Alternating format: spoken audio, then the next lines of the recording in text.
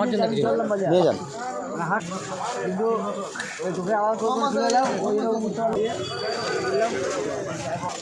আচ্ছা দাদা, এই বিস্কুট আপনি কি করবেন? কুকুরের জন্য। হ্যাঁ, কুকুরের জন্য। কুকুরের জন্য পার্লেজি বিস্কুট। কতগুলো কুকুর আছে? আমার একটি আচ্ছা, বাড়িতে কুকুরের জন্য। কুকুরে একটি, ও বিস্কুট খান।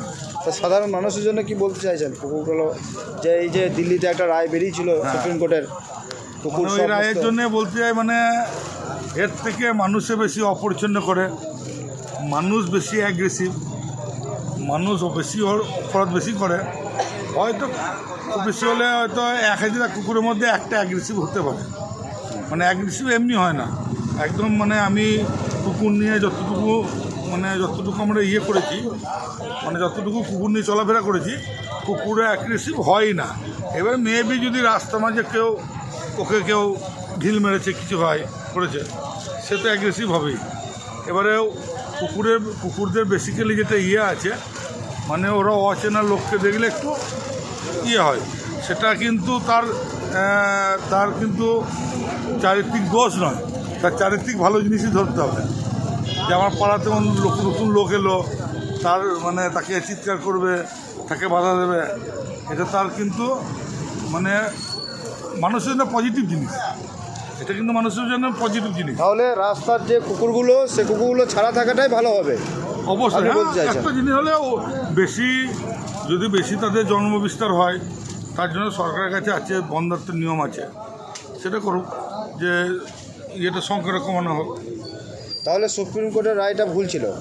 হ্যাঁ, তার জন্য সুপ্রিম কোর্ট আমাকে বলতে হবে না, সুপ্রিম কোর্ট নিজেই মোটামুটি 3 দিনের মধ্যেই তাকে রায়টাকে নিজের নিয়েছে, রিব্যাক করে নিয়েছে। যে 3 দিন পরেই আবার রায়টাকে নিয়ে তারা পর্যালোচনা করে বলেছে না।